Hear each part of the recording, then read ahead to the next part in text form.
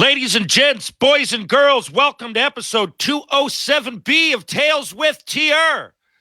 Let's get right at it. Today I welcome 15-year NHL vet who hails from Ottawa, Ontario, author, podcaster, father, fundraiser, entertainer, world traveler, Matt Barnaby. How the hell are you doing, Matt? Dude, I can't wait to see you in a couple days in Moncton. We always have a great time, and you left out friend of TR and TR Senior. Love you guys. Can't wait to see you, buddy. Always a good time. Always a good time. And by the way, I'm really I didn't mention this, but I might bring him up. I might bring him to Moncton. Oh, so man. He has buddies that he used to play with. He doesn't realize this yet. I'm just waiting to make sure. Because they're not going to be there. We're busy, but still. Did you call ahead, like security and more the authorities? Yeah. I should. Good reminder. Last time I saw him was at Chicklets Cup in Buffalo, actually, like 2 or 3 years ago. Yeah. And I actually saw him drooling and fouling from the mouth. I was like... And not going home. Just know that's it. As long as he can still... That's what he said. I remember he often says it. He's like, if I can still keep the beat to the music... I'm like, what are you talking about? Keep the beat to the music. But I guess that's what's in his head. He loves staying out with the boys, telling stories and listening to music. Awesome. So I saw you in Winnipeg 2 months ago. What have you been doing since? A few other events for Alzheimer's, Toronto, Winnipeg, Edmonton, Calgary. I just got back from Calgary this week.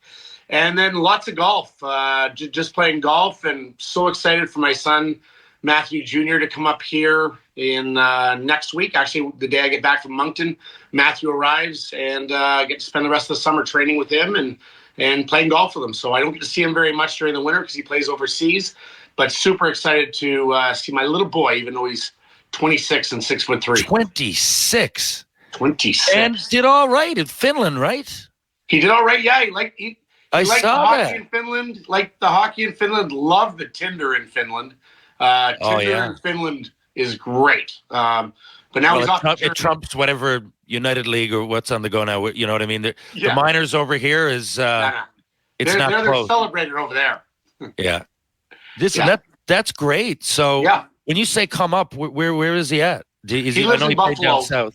He lives in Buffalo with his mom in the summer and sister. They're all around, and see his buddies because he's gone obviously 7 months of the year. So coming up to Ottawa and spend some time up here. And you know, the one thing I miss, and people always ask, like, oh my God, you must be glad like you're out of youth hockey. I'm like, no, man, that's best days of my life were coaching them and the conversations and anything but hockey. So I miss those days. So to be able to with them every day and talk hockey and talk about life is pretty cool.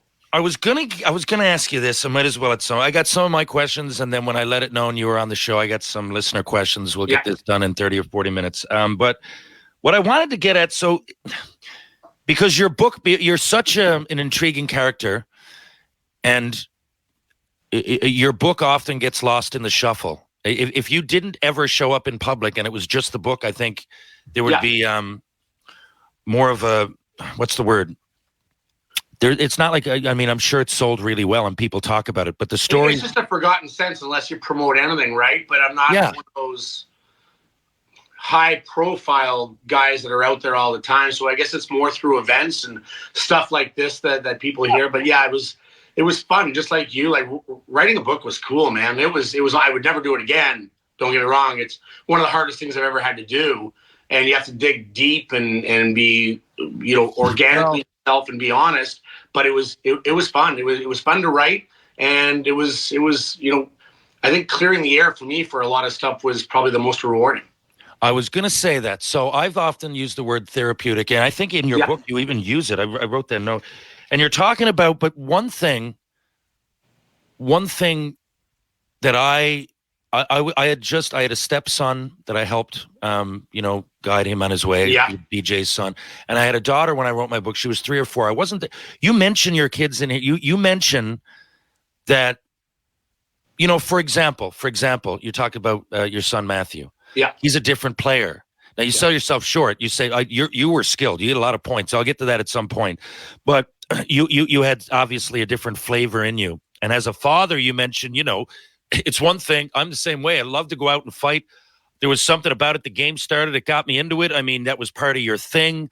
Really, I mean, there's some visceral stories in here about just growing up and fighting and after games and adjusting to life as an adult. And that's all intriguing. But that's the part that really I didn't expect, was talking about, being a father. So while you were writing this book, and you say clearing the air, a lot of it was clearing the air with your kids too, right? Am I wrong to explain like where you were coming from during all that? Because you've been arrested, you've been on the ice, you were in a if I type in your name, it's probably there's a fine line between Sean Avery and Matt Barnaby, and I love. I don't want to use that. There's a fine line between being a prick and doing it as a job, and but being a love teammate. Yeah, you're a love teammate. I don't think he was, but when if you were to look at just stories on the internet, it'd be harder to really separate those two. But and I know that you're a great guy and a great teammate, and I don't think much of him either. I don't need to get into all that if I want to. But the point is, you're explaining to your kids a lot of this, and your friends, like, this is where I'm coming from. I'm not always right. And some of these things I was dead wrong. But here's where I'm coming from. So is that what you mean about clearing the air? Yeah, I think a lot of times when you listen, none of us are perfect. I'm not a perfect human being. I'm going to make mistakes in the future. But I'm mature enough and hopefully can reflect enough to know when I was wrong and I did wrong things. And listen, I had a DWI. It embarrassed my kids. Anytime we do anything, it's in the news, whether it's good or it's bad. And that's just what we signed up for. And were there some hard days? Yeah. But my kids were younger, and I know they went through a lot of pain. And I watched your interviews after you played in for the Growlers this year, and you became emotional because there's so many things, you want to do for your daughter. You always want to make your kids proud. And there's times in my life that I haven't made them proud, and it's just a mistake maybe that made. And I also think that there's stuff that is blown out of proportion. Listen, I've been told by people, oh my God, you're a wife beater. You hit women. Listen, I've never touched a woman in my life. I kicked a garage door. And they tried to, and this is just what happens. Listen, Scotty Scheffler was arrested. Scotty Scheffler was There's a big fucking week. Difference, right? And you can't have people think this isn't this. Here, no. Anyway. Yeah. And listen, it's happened a few times. I put myself in precarious positions that I shouldn't have. And listen, are some of these my fault? Absolutely, I've made mistakes. But it's a chance for me to tell my side of the story. And that was the biggest part of the whole book. And going through those chapters, I cried. I shed tears. It was very, very emotional. But that's the part that's therapeutic that you talked about. That is probably the most rewarding part of the whole book is being able to tell my side of the story and reminisce and be proud of some stuff, clear the air on some stuff. But in the end, there's the most important people are the people that are closest to me. And I just want them to know that where it all came from. And I apologize for some stuff. And I'm so proud of the kids that I do have and the people that stood by me, because there's a lot of times that when things go awry, that people leave you and you never hear from them again because you're not the popular guy at that point. Yeah, man. The people that stick with you, man, those are thick, and those are the ones you want by your side. It's funny as it starts to filter itself. There you go, unfiltered. It starts to filter itself, though. The further you get removed a little bit, right? Yeah. There's a new kid on the block, and I think I can speak for most NHLers or anybody in the limelight, really. So for my book, one of my stories that resonates with people is Mike Milbury, and I basically the punchline is I'll bang her for 5 minutes and speed. Yeah. He asked me I got to get home for curfew. That's my favorite girl. Look, I know, and we've talked about it. So what quote I love from your book? The quote, I don't remember the exact quote, but I know that I think it was Muckler. Was it? Yeah. Someone asked you about what if Probert wants to fight you at 8:05, and you say, well, that's easy because I would have already asked him at 8:03. Yeah. That was about the quote. Yeah, is that is from the NHL draft interviews. So you must have been all of 18, okay? Yeah. And I know coming into junior, you were like 150 pounds. Yeah. So, and we've talked about this, but your stats, especially even if you look at your last year junior in the AHL, you're way more skilled than you give yourself credit for. But knowing that, if you were that small and you were skilled growing up, I'm not sure if the Matthew Barnaby we know now was part of your makeup when you were 13. Maybe it was. But if you're saying this at 18, then and you're willing to fight Probert 2 minutes before he wants to fight you, then you must have gained some level of confidence in fighting. You must have gained part of your personality there. Like, so when did that switch over? I know one of your junior years you had 500 minutes. I think the first one you had 252. I could be wrong there. Yeah. But at some point, something in your head went, okay, I'm going to be Matt Barnaby. When was that? Yeah, listen, I grew up like all of us. We were the most talented kid on our team. We were the top scorer. I didn't hit puberty till I was almost 17 years old. Like I was 16 and I hadn't grown. I was cutting bantam. I was cutting midget. I was the last overall pick in junior.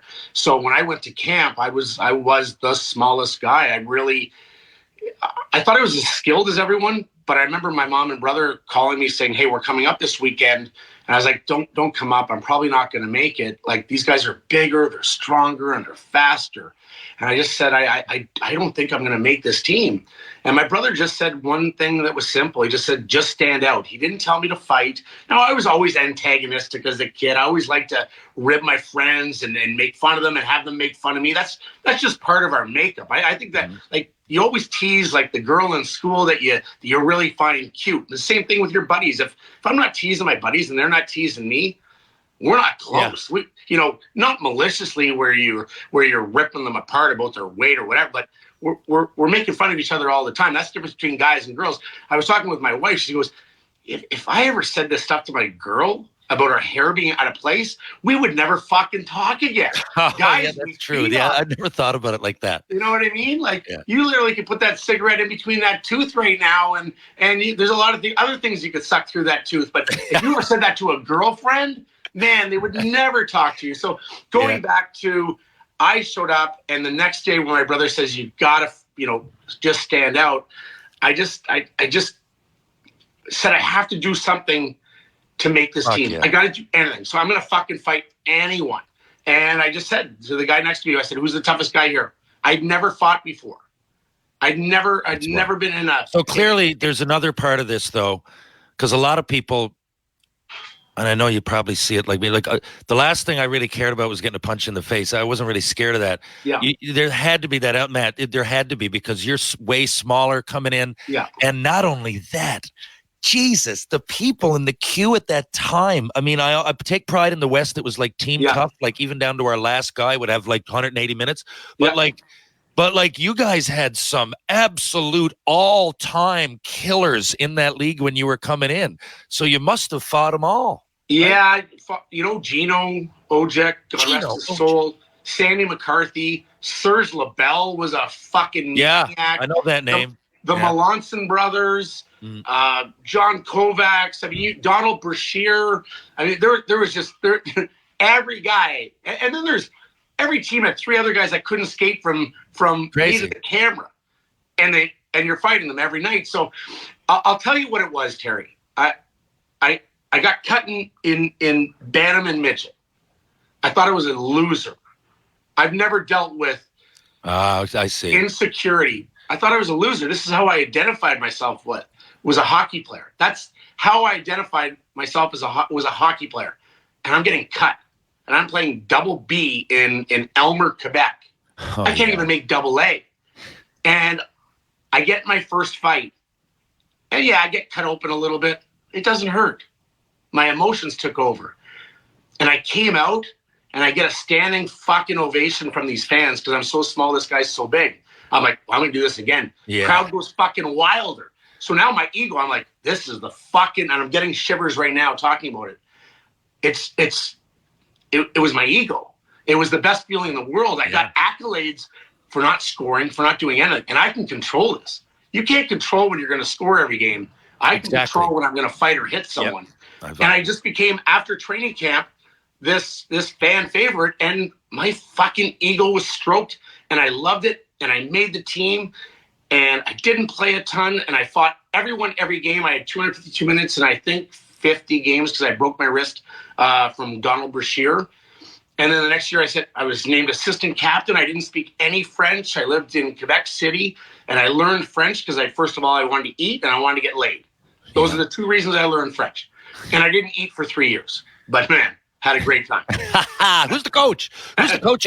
Was it Alan? I forget his name. Alain Cheney. Cheney. Yeah. Okay. So he really gave you a good shot. Oh, without him. And he worked with me. And then I gained 20 pounds in my first off season. And then the fighting became easier. And then I learned how to fight because you're like you said, you're fighting all these tough guys. But that was the moment in a long-winded answer. But in the end, it was the fans and the stroked ego and just feeling like now I have an identity. And it's funny, now as I'm older, I don't identify as a hockey player. Like, I never go in and say, oh, I'm Matthew Barnaby. My name is Matthew. I never say my last name if I'm at a bar having a beer.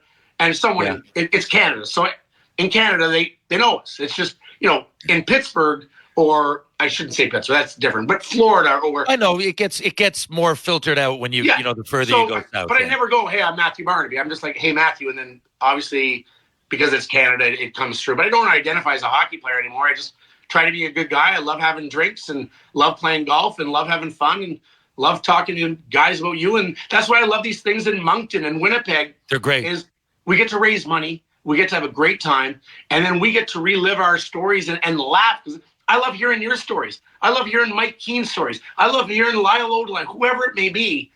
I get to hear different stories, which is awesome.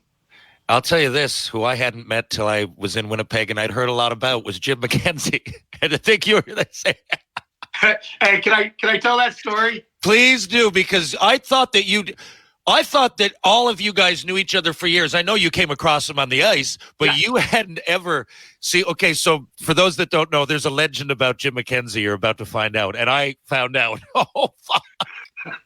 So I meet Jimmy Mack and Mike. I fought Mike Keane, and this is 3-4 years ago. He gives me a call, and he's like, hey, Barnes, will you do my charity hockey camp? I'm like, Keener, as long as the dates work out, absolutely, I'm in. So they work out. I go, he's the salt of the earth. Funny, loves to have a good time, great family man, awesome. So I meet a lot of different new guys. I meet Dana Merzen and just so many from a different generation that I hadn't met before. And Jimmy McKenzie's there at the bar. First guy I meet. And I go up to him, I go, Jimmy, Matthew Barney. Hey, Matt Barney, nice to finally meet you. It's been 25 years since we squared off the first time, and now that we hang out together. And I'm like, Jimmy, listen, I've heard about this thing for fucking 25 years. And I've thought about it. I've had nightmares. I know you have the biggest cock that ever played in the NHL. Yeah. I know it because I play with a lot of big ones. I'm not one of them, but it's cute. I've heard about your hammer for 25 years. I'm like, how big? He goes, Barney, it's big. It's like, turn the lights off if I'm going to have sex. And God bless his wife. I remember the first time I met her, a couple of years later, I just gave her a big hug and she goes, yeah, I would too. Like, why? I'm like, where do you put that thing? It's just fucking, this thing is massive. So I don't care. I'm having a shower with this guy at some point this weekend. I'm making it a point because I got to see it now. Now I've heard about it. Like I've heard of I Bigfoot. heard it was even bigger than I thought. Yeah. But I'm going to see this one. So we play our last game. Jimmy plays half an hour after us. I tell my team, great weekend. I put the towel over my shoulder, walk down. I got my little overnight kit because I'm going to shower. And I'm waiting, and he walks in with his team. He goes, Barney, what are you doing? I go, dude, it's the time. Let's get it off, and let's get in the shower. I'm showering with the big boy. He's like, all right. So he gets undone, puts his towel on, walks in the shower. I walk behind him, takes it off. I'm like, he goes, come on in, Barn. I'm like, not a fucking chance, dude. That thing is scary. Oh, man. Yeah, I walked out. I'm like, I heard about that in the mid-90s, man. Like, as soon as Odeline or one of those guys had known him and we're talking, like you do. And I was like, no way. And it took me that long. So I identify with your story. Oh, man. But I'd never really, I knew who he was, but I'd never come across him. I just heard that. And hey, go ahead. I've been to a couple of jail cells. Not a guy I'd want to go to prison with. Can you imagine? Holy fuck. No. It's just flopping around. Imagine when he gets that thing going. Oh. Holy shit. Like I said, man. I don't know. It would be like we all, I guess it would be a nice bragging point, but there was a lot of girls you just couldn't bring down. There's a lot of girls? Yeah, most. Yeah, I know. That's it. It would just be nice to look at, and I guess you can kind of entertain yourself for a little bit, but hey, hon, I don't know if you're going to be able to take this. No, he should be. He scouts for Vegas now, and he is. Oh yeah. He is the nicest guy. I know, eh? The nicest guy. The nicest guy with the biggest dick I've ever seen. Hey, you know what's funny? So speaking of Keane, I got drafted. My draft was late. It was July 8th, 95, because 94, 95 was a lockout. So I went to Montreal, and the World Junior Camp was there right away. So I went from the draft to World Junior Camp in Montreal, say July 20th, and I got thrown out for fighting Kluche and Jason Doig on the same play. But Montreal, it was in Montreal. So I get thrown out of World Junior Camp, but they're loving it. They're like, you played pretty well, and then you put it up with two guys that we're giving you shit. So it helped me in that status. So they're like, why don't you stay here right till camp? Your junior camp. You'll go through our camp. And back then I was 18, even though 8th overall, I think everybody knew I was going back. I needed to work on my skating legit. But I was like, fuck, I get a chance to stay in Montreal for a bit. So I stayed up there. Guys came in, like the older guys that really were awesome. Odeline, Mark Lamb, and Mike Keane. Now, Recchi was there, Turgeon. There was other guys that were nice to me, like almost brotherly figures. But these guys were awesome. And Mike Keane was so good. I remember, I didn't even realize till then, he goes, I played in Moose Jaw in the West, and, my numbers, I had the spunk like you, but my numbers weren't as good. And like, you're going to be a great player in this league. And like every day encouraging, taking me for meals with the boys, like just so awesome. I remember calling home and like, I was so overwhelmed with joy because I was so nervous going in. I didn't know how to act. And I remember saying to my dad who played hockey, as you know, and I was like, Mike Keane, I go like, he's really like, I was almost hyperventilating. I go, he's so nice. Like I couldn't believe how nice he was. And within that week, he was in the room. He would bring everybody together, and I remember he said something. He's like, forgive me, I'll take French courses. He just got named captain. Okay, and he was like, but right now, I guess universally we're gonna have to speak English in the room, which we did anyway. Which always, like, I don't understand why it was. So he says this, and he got fired out of town. They made a big deal about it. They said, Mike Keane says that you don't have to know French to play in Montreal. Well, we'll show him. I'm like, he just won you a cup with you. He's given everything to you. He's the captain, and he made me feel as a first rounder completely at home, which is more than I can say about half the city. Yeah, and he's the epitome of a captain. Yeah, and he got ran out of town. And it was frustrating to me because I know you were a Habs fan growing up too, right? I was, and I couldn't believe that element when I got there. It was like being slapped across the face with a fucking sack of hammers of, this is the way it goes, man. Yeah. Like, watch what you say. It actually, you learn a lesson from it. But anyway. We're this close to crowning the Stanley Cup champion, and with the action heating up on the ice, it's even hotter at DraftKings Sportsbook, an official sports betting partner of the NHL. New to DraftKings? Well, listen up. New customers can get a no-sweat bet up to $1,500. Just deposit at least $5 and you'll get a bonus bet back equal to your first bet if it doesn't hit. Download the DraftKings Sportsbook app now and use promo code THPN.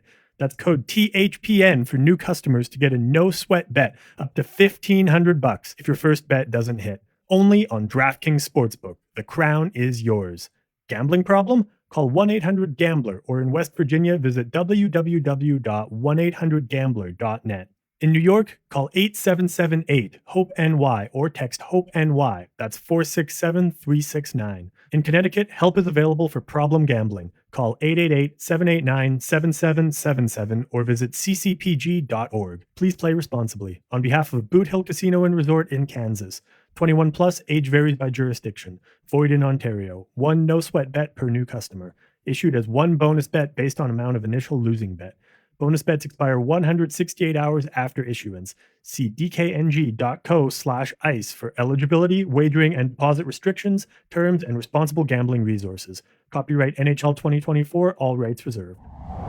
All those guys, Pierre Turgeon now, who's a very quiet, classy guy. Yeah. Lyle Odeline's a fucking animal. They're all amazing, and they're in completely different ways. They're all completely different people and equally as amazing. And speaking of that, and they're good. Big Odie, I remember we would go out. He loved it. Him and Course came in shortly after that, and the boys loved it. I would go out because he'd be always like, and I know you've mentioned this with a lot of great teammates that you've had. He's like, as long as you're in first, and he goes, you'll be in with me or before me. We'll ride the bike before practice. Yeah. No one can say shit. Yeah. And no one, because he goes, you can't give people a reason if you bring the team down in any way, and that could be being hungover and just missing a fucking drill in practice, then, it's on you, and that can't be on you. So it was drilled into my head, but those guys were great. But what I loved about it is that there was an element I don't think you could have now with social media. You'd go out, play hard, party hard kind of thing. No. Within the rules. But you talk about it in your book a lot. That's what I loved about it was, about the going out after the game and the camaraderie and some of the crazy shit that used to go on.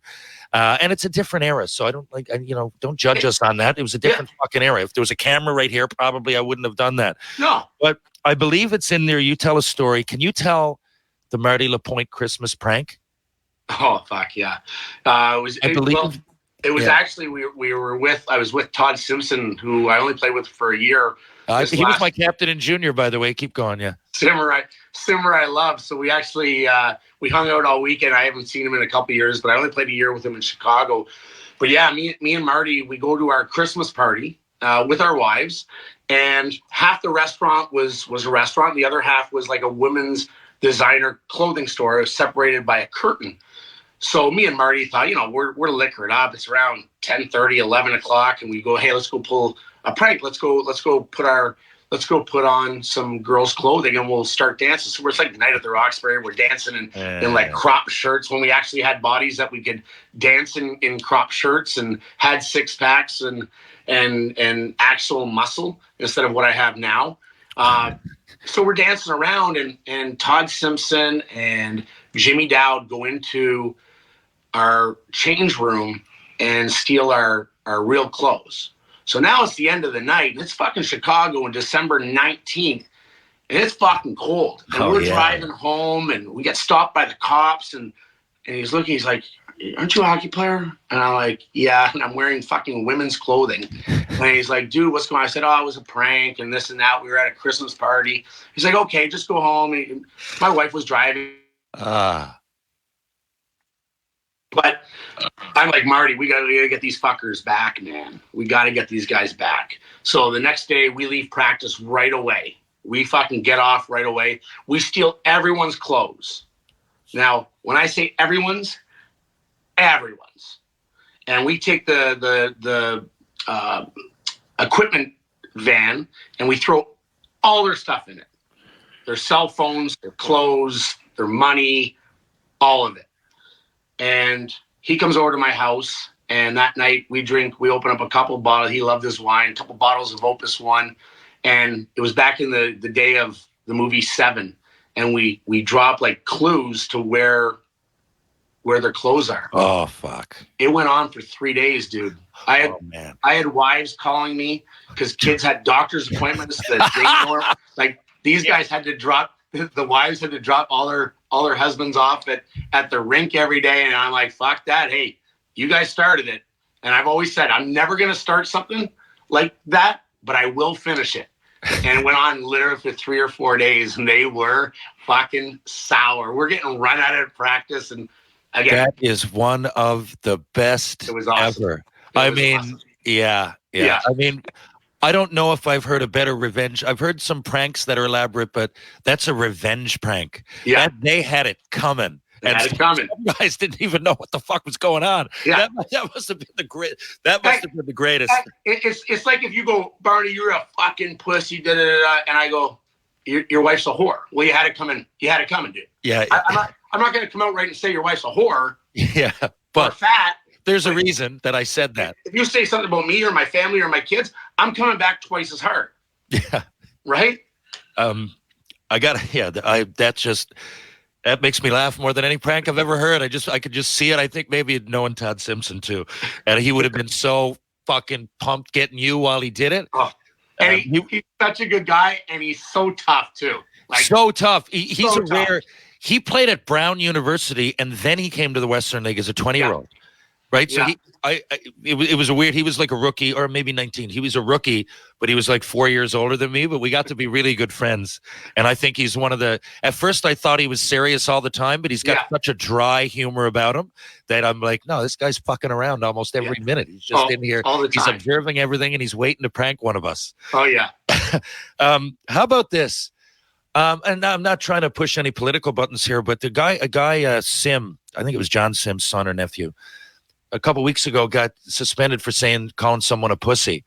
I said to myself, I'm like, if you just take that on its own, I suppose, but I find pussy is part of like the lexicon. You know what I mean? Like, it's just me, hey, you fucking pussy. Like, I find that one hard to take if you're a kid. Like, because if he got suspended, the guy missed 5 games in the playoff. I mean, the team ended up winning, which is great, but still, you know what I mean? To take an opportunity away.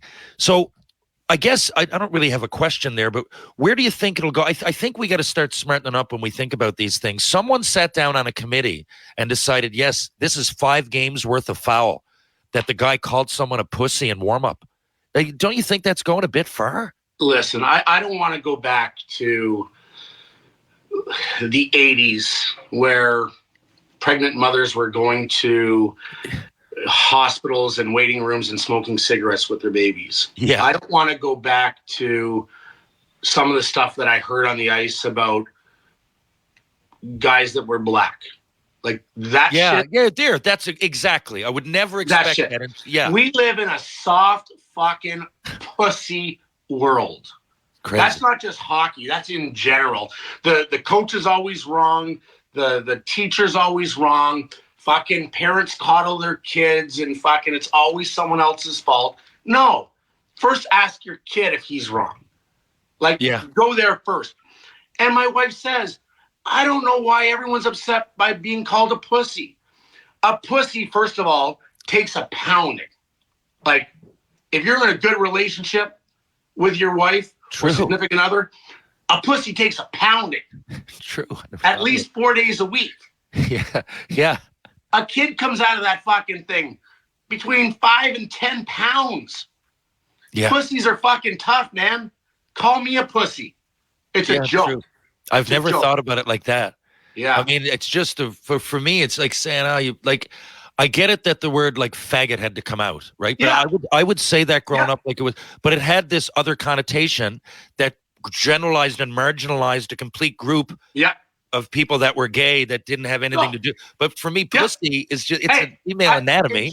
In junior in the NHL, I used it probably 10 times a day in games. Yeah. And listen, I didn't know it was wrong. And but when it is, and you figure it out, you're like, okay, because you're marginalizing this whole group. It's just like the N-word is. I've never used the N-word. Yeah, never. Dude, that's offside. That is wrong. That's really. I didn't know saying faggot was hurting someone's feelings. Like, it was just, and it is. It isn't great. It is. We shouldn't use it. Yeah, that's somewhere like in the middle. You're right. Yeah, but again, that could. Imagine if the guy was struggling with, being gay on a hockey team and not being able to. I do get that one, but I don't get pussy. What are we going to start doing? Are we going to start suspending for saying fuck? Like, think about it. How many, by the way, side note, how many fights were in that year you had 476 minutes? How many fights could you have had? I want to say like 45. Holy 50. Fuck, you would have had to. Yeah. Jesus Christ. There was a lot. Well, it's my favorite year of stats ever because I had 111 points that year with 476. That's incredible. So has anybody else ever done that?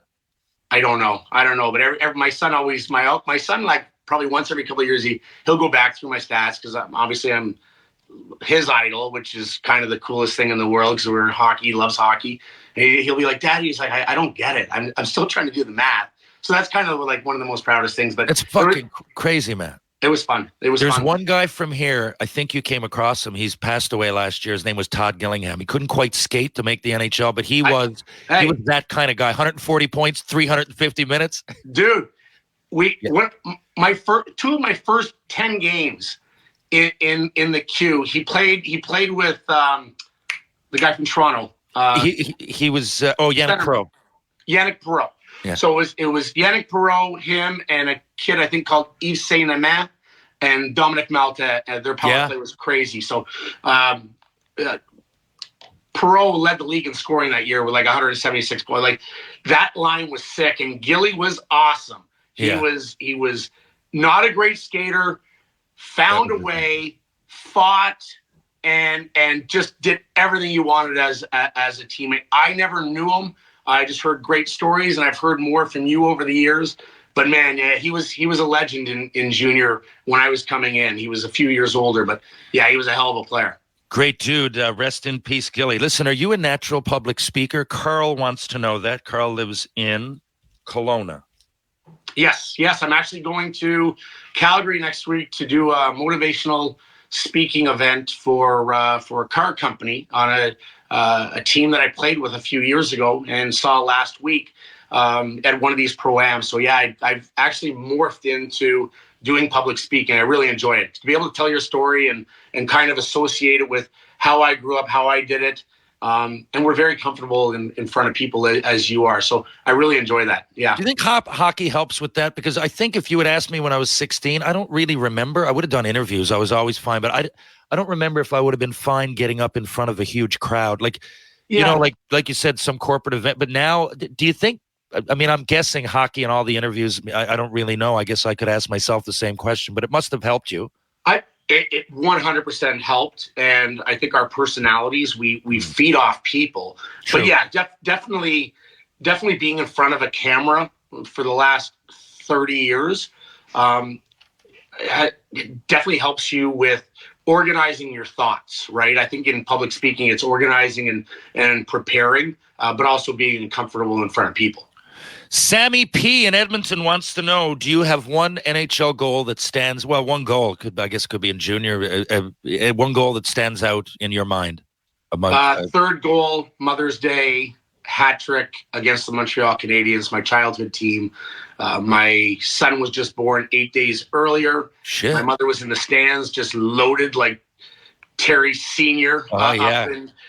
Just looking up, and every Mother's Day, I get to relive that for the rest of my life, just seeing the joy on her face. So definitely the third goal into the empty net against the Habs. Okay, listen, I really appreciate it. I got one more question for you, and I'll see you this weekend. Looking forward to it. But the question I have was, when we were in Winnipeg just a couple of months ago, someone reached out and got a cameo from you. By the way, Maddie and I are, if you're listening, we're available on Cameo. Great present. For Sean Avery. Did you ever hear anything back about that? Or No. So he got that. This is wild. So for people that don't know, I'll let you, I mean, there's not much of a story. You got a cameo ordered, but I guess tell us what happened. Yeah, I got this order from Cameo, and I was off it for a bit, and one of my first cameos back was one of his friends, a girlfriend, not a girlfriend, but a girlfriend, just saying, "Hey, I'd love to get a cameo from you for Sean Avery." I had to reread it like 3 times, like. And she knew that you guys had some kind of, I don't know what you want to call this. He didn't allude to it, but you have to know. You're not asking me for a cameo for Sean Avery without knowing. So I was nice, but I didn't change who I was. And I pretty well mocked him a little bit. But my favorite reaction to anyone, all my buddies saw it, whatever, was your reaction when you saw it, and you kept making me to show it to everyone because you were dying laughing. So yeah, all I kind of said was, have a great day. Your friends are special because they had me do it. You aren't as good as me. You aren't as good looking as me. You aren't as strong as me. And I still want to fucking fight you anywhere. Have a great birthday, Sean. It was absolute beauty. And it was it just rolled off your tongue. And look, the reason I even say that for people listening, because I hate when they put say you and I don't know, Matt Cook just coached me in that game, and there's a level of humanity to that guy, and I get it that you got to be rats out there for a point. I mean, I had to do it too. But Sean Avery, I hear from some of his teammates, and he's not well liked. I can't say that about most other people like yourself, right? Love us or hate us, there's that a would level hurt me more than anything. Out of my whole career, if my teammates didn't like me or trainers didn't like me, like, it's a great way to put it. You know what I mean? Like, that would fucking hurt. That would eat at me. I played in Dallas. I played in New York. I don't know Sean Avery. I've never met him. I just know I don't know him either. He just seems like people that are closest to me in the hockey world don't like him, and they know him. And the stories I've heard from people that would never even stretch the truth, not a good guy. For me, it was, you were in the league when he said that comment. I was in Calgary. Damon Lankow's a good friend, obviously. We got drafted together. And I was there. We were up. The boys were hunting. Him and Phaneuf had just gone there, another ex-Red Deer Rebel. Yeah. And I was just out visiting. And I turned on the TV, and he said something about Alyssa Cuthbert, who I think now is married to Dion Phaneuf. And he said, yeah, well, that's my floppy seconds. He said that on TV after a game. For me, I remember saying, man, if I get up again, I'm going to fight him on behalf of the union. And I've never, ever wanted to do that. But what a dick thing to say. And him strutting off. And I remember some of his teammates saying he's gone too far now, and they called him, and that's not being a teammate. That's going out and trying to get the Instagram hit before Instagram. That's me. And there's shit I'd say on the ice to piss people off so they take a penalty. But that's our war zone. That's our war zone. They said it on the ice. I'd say, fuck you, let's go. It's fine. I'm not going to say, in the media, listen, I've said to Lyle Oderline, you look like a monkey. Like you look like that's a battle of words and a war of words in the playoffs. I'm not going to carve someone's wife in the media. In the media, Matt. No. Holy shit! In the media. It's wrong. Unless they attack me first. If they attack me first in the media, then I'm coming back in the media. But no, it's just wrong. He's not a good guy. And the more stories I hear even after, and the people that he hangs out with, listen, he thinks in the end, he thinks he's better than anyone else. For some reason. Yeah, for some reason. Anyway, well said. I don't want to give it any more attention. It's disappointing that a guy like that could be an NHL player and be one of us is such an outlier in that his bad attitude, I suppose, speaks for itself publicly, so I'll just leave it at that. But listen, Matt, thank you very much. Do you have anything to promote? The book is Unfiltered, folks. It's been out for 2 years. It's one of the best hockey books, most poignant, most honest. There's ups, there's downs, there's laughter, there's emotion, and some of the stories are downright hilarious. So other than that, what do you got coming up, Matt? Buddy, I just can't wait. Just promote yourself, because I love you, and I tell everyone you are the salt of the earth. The way you treat fans and people that come up and all these charities. And listen, we're not perfect. We're a lot of fun to be around, I think. And I can't wait to see you in a couple of days, buddy. Love you. Can't wait. Love you too. I'll see you in Moncton for the Heart and Stroke Foundation fundraiser. Folks, if you're in the area, drop by. Thank you very much, Matt, and I'll see you in just a couple of days. Cheers, buddy. And there you have it, folks. Matt Barnaby will be in Moncton, as mentioned, this weekend. Really looking forward to it. The way it works is that 20 teams raise money, and the team that raises the most picks first. There's 20 of us, and we go right down the list. We'll be golfing on Friday morning, and then we do the draft. And then Friday night and Saturday, filled with charity games. We're raising money. Last year, we raised $973,000 at this event. We nearly hit the million just at that event. Often I go to these things and I say, well, we've hit 500,000, but they're accumulating it over like time, and I might be on one little leg of that run. But literally, we will raise almost $1 million this weekend, if not more. Last week, 3 days.